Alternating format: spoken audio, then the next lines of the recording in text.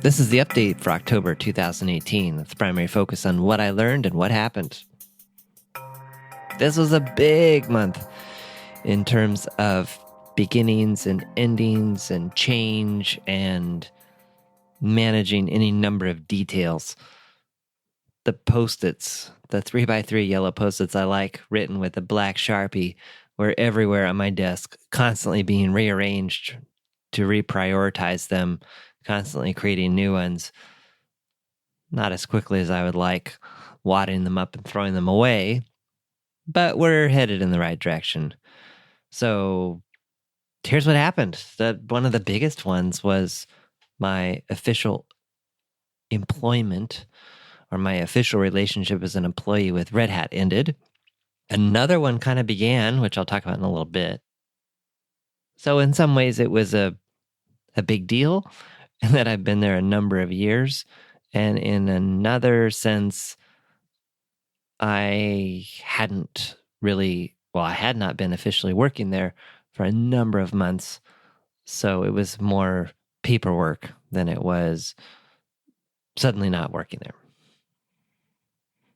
There was also the big change for Red Hat in the sense that IBM made a massive offer to purchase the company, which I don't know all the exact details of the deal or whatever, but I guess it will close sometime in 2019.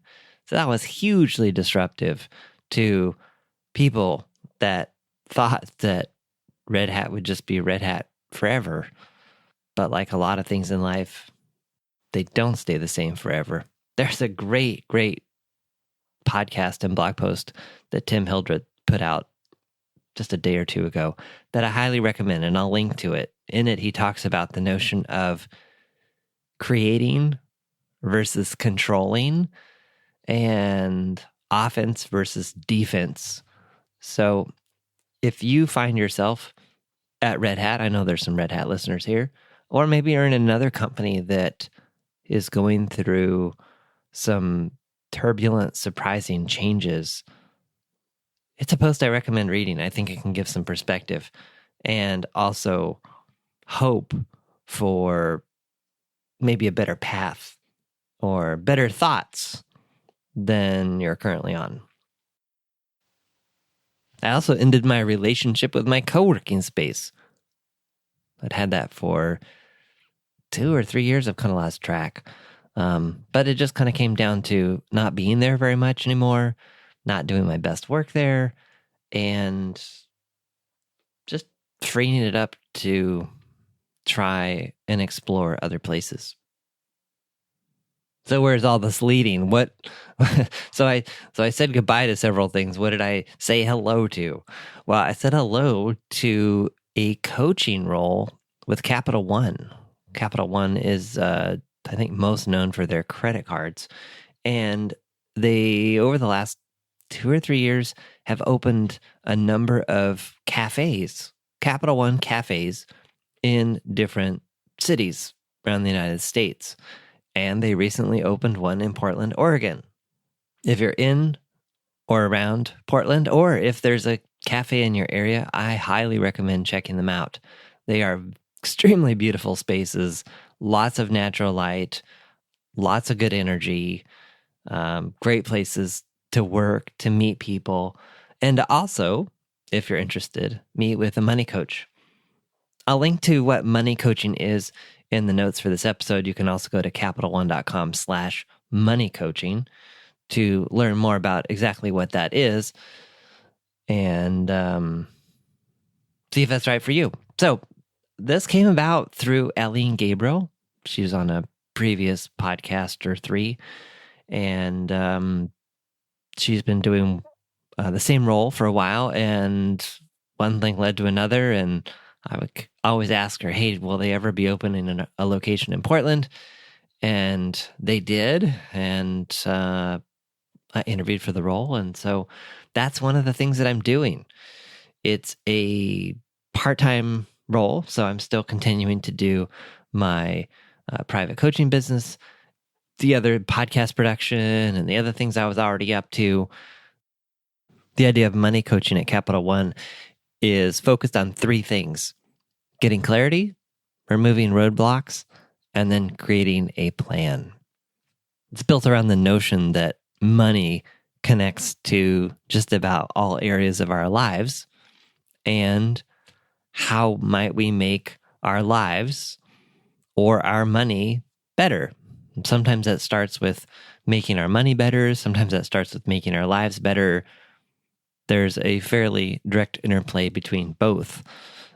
And so my role at the cafe in Portland, Oregon, downtown, it's right off of Pioneer Courthouse Square, right across from Nordstrom, right down the street from the Apple Store, is as a money coach. So with this role came a trip to the East Coast for a week, learning completely new systems, being in a new corporate environment, which was totally fun to observe a completely different corporate environment after being in a different one for so many years. Seeing how I mean, I've been in lots of different companies, but it's just been refreshing to see different ways of approaching things. You see some of the same problems, you see different ones, you see just all kinds of interesting things. As a result of being at this cafe several days a week in Portland, Oregon, which is why I wasn't in my co-working space as much, it also meant getting out of the house. My co-working space is really close. It was 10 minutes away from my house. It meant like a major change to my routine. Now I had to, look presentable every day or professional. Getting out of the house and getting downtown is not that big of a deal, but it is kind of a challenge from where I live. And so there was figuring out all kinds of new stuff, public transportation, parking, additional costs for all that stuff. And then also the additional time. So for 12 years, I essentially have had no commute. And now I'm commuting roughly 25, 30 minutes each way the days that I go to the cafe downtown. I wasn't sure how I was going to like this. In fact, I was really worried about it.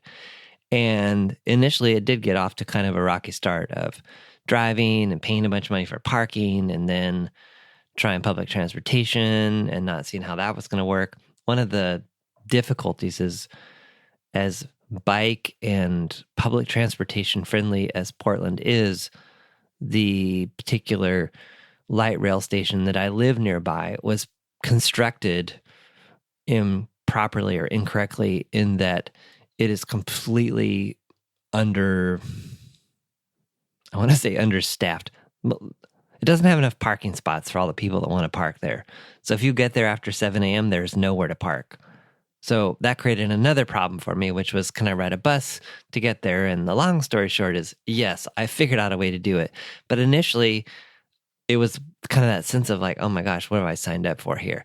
And I tried something new for me, which was, I just kept telling myself, I'm going to figure this out.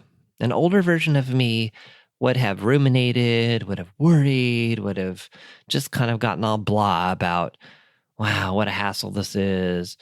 It should be a different way. It should be easier. All kinds of, negative, unproductive ways of approaching the situation. And instead with this one, I just kept repeating this mantra. I'd say it out loud to my wife. I just continued to say it, even though I didn't totally believe it. I said, I'm going to figure this out. I'm going to crack the code on this. Now, deep down inside, I wasn't so sure that I was, but I was determined to keep trying. And you know what? I have figured it out. It turns out that there is a bus in my neighborhood that's 4 minutes, that it's like a 4-minute ride to the rail station.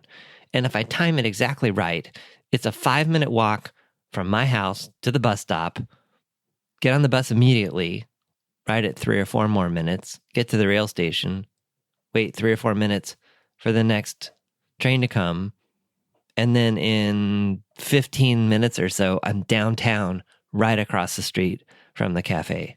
So it's all worked out.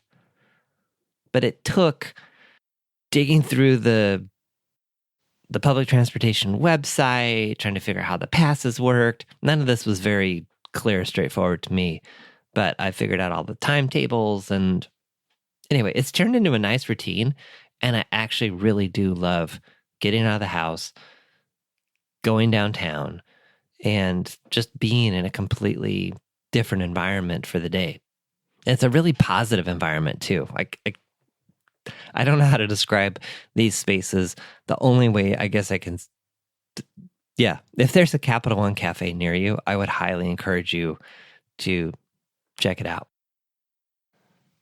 Another thing I decided in the month of October was that I'm not going to continue to try to pursue doing Zoom calls. So several months back in the summer, I did 2 of them.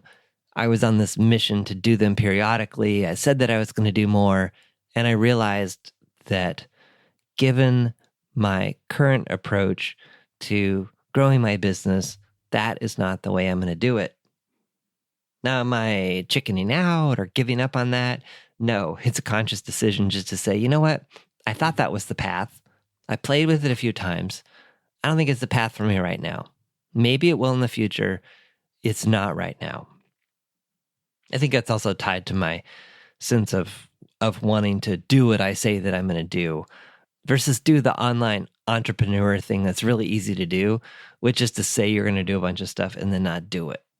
A big thing that helped me to stay sane in October and going forward is my continued morning routine. By the way, this is my morning routine, so don't make it, don't think that I have like the magic code for your morning routine. I think this is kind of a funny question that you hear on a lot of podcasts, which is, what's your morning routine? Like it's the secret to life. And if you embrace someone else's morning routine, then you'll have the perfect morning and rest of your day. I don't think that's true. I think what I found is this is what works for me. I would encourage you to figure out what works for you. And I've only gotten here through years of iteration. So here's what it looks like. Cup of coffee. I do 10 minutes of meditation with an app that I just love. It's called the Insight Timer app. Then I write in my 5-minute journal. Highly recommend that. And I also have been reading a few short chapters from a Steve Chandler book. I highly recommend these books, especially Time Warrior, which I know I've quoted from a little bit in previous or upcoming episodes, and another one called Wealth Warrior. Now, the warrior notion might sound a little too masculine or throw some people off, as well as the word wealth. I promise you that this, especially Wealth Warrior, is not some, magic tricks to get rich overnight. They're just a lot of 2 or 3 page chapters with great questions and insights on the ways that we trip ourselves up and get in our own way and how to go about getting out of our own way so that we can get to the things that are really important to us. In Wealth Warrior, Steve Chandler mentions Napoleon Hill. Napoleon Hill wrote a fairly well-known book called Think and Grow Rich. Again, the title to some people is going to rub you the wrong way. I read that book, 2 or 3 years ago. I didn't take everything from it, but I think there were some really good ideas. Anyway, that encouraged me to go back to Napoleon Hill. I picked up a book from the library called The Path to Personal Power. Again, if you're not into any of the personal development space, some of these titles can sound cheesy or like a Tony Robbins seminar or something. There's actually a lot of good stuff in here. Anyway, the thing that blows my mind about Napoleon Hill is how old this material is. Written in the 30s and 40s. He died in 1970, I believe. And there's just a wealth of insights, things to consider, and timeless principles. So if you haven't read any Steve Chandler or you haven't read any Napoleon Hill, highly recommend it. And I will say about my little morning routine here, it goes in different orders. It doesn't always follow the same order. The other thing I like to add, and I've been dragging my feet on, I probably need to get a coach to figure this out, is exercise. I used to walk religiously every morning, and that's kind of fallen by the wayside as my time has been compressed and as I've just been juggling all these different things. And in juggling all the different things, The 3x3 yellow Post-its written with a black Sharpie have been everywhere on my desk. This is the sign that I'm barely keeping it together, and I've barely been keeping it together, or I was barely keeping it together for the month of October, as there were so many transitions and changes. So I continue to love this method when all circuits are on overload, because it makes it super easy to prioritize and super easy to see what's important. And when you've done it, you just wad it up and throw it away and move to the next one, or set them aside and go take a break. Some mornings I've also played with this idea of just checking in with myself to say, what do I need in this moment? What do I need to do? Do I need to go for a walk? Go for a walk.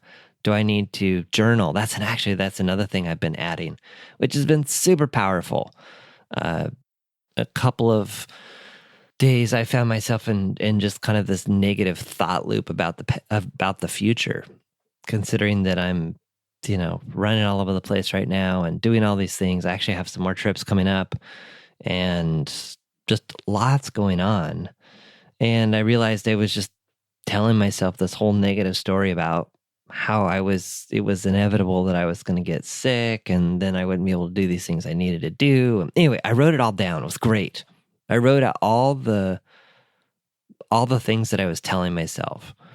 And it was fascinating. Getting back to this notion of the stories that we tell ourselves, like basically I bulleted out the story. I'm running too fast. I'm in all these public places. I'm going to get sick.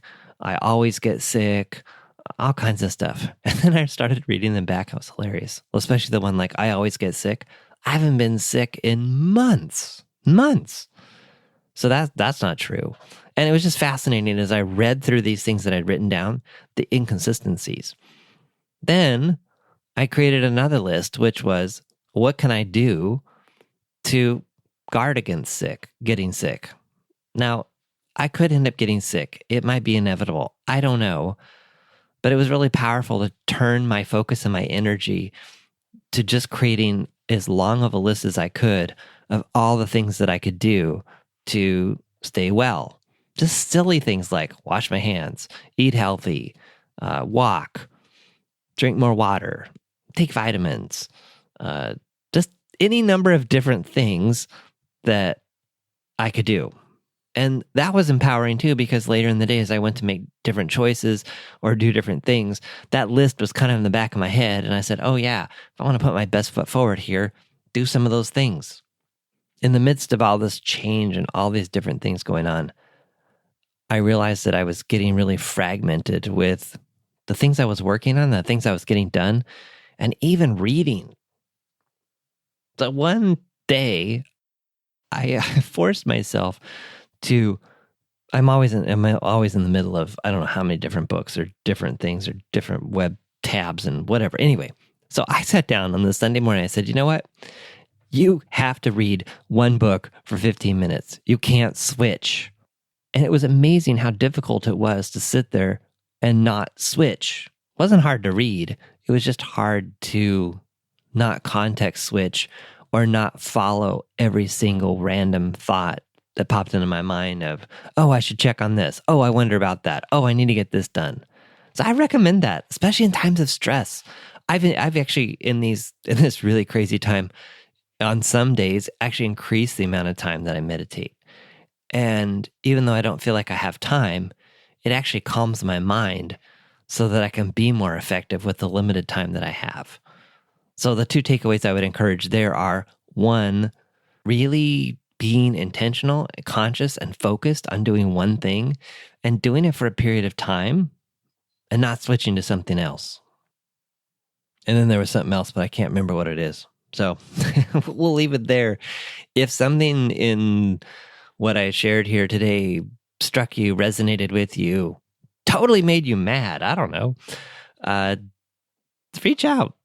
Send an email to podcast@johnpolster.com. We can set up a time to talk. Love to talk to you. Love to hear what's going on. Love to see if there's a way I could help.